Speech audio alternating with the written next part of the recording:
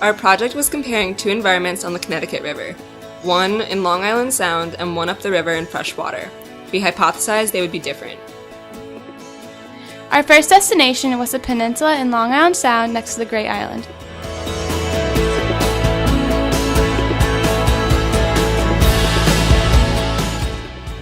The first thing we noticed was an abundance of bird life, mostly seagulls.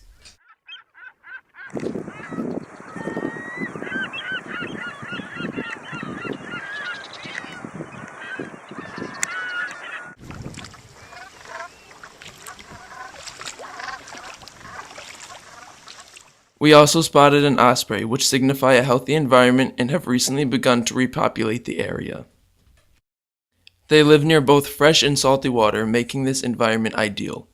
We observed many different species of seaweed. Green seaweed, red seaweed, brown seaweed,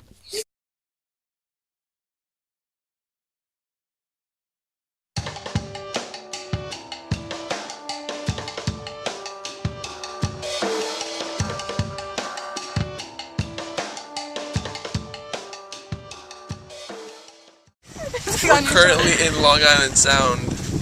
We found some interesting things, mainly dead things, like crabs.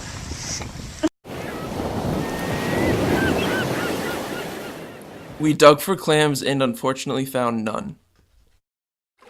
Emily and Mary used the shiner net to find critters.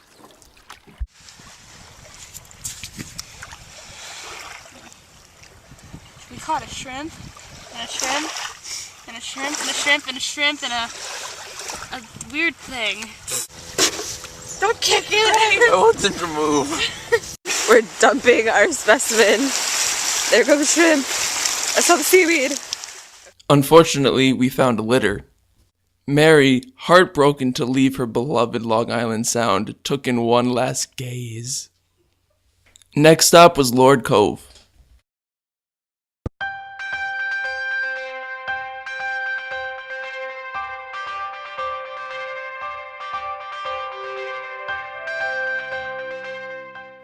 The first thing we saw was a seagull and some swans.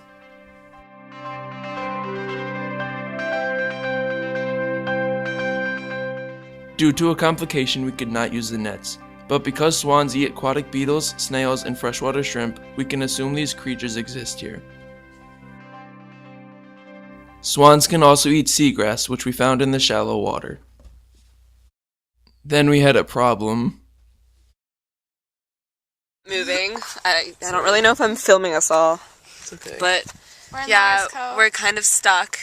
And we see new bird life. We see swans and what's the other A crane. We saw a crane. While stuck, we noticed more green in the freshwater area and a muddy bottom instead of a sandy or rocky one. Kind of extremely slimy and gross. Could be like a face mask. I wouldn't. I don't. Our hypothesis of finding the two locations to be different was proven true.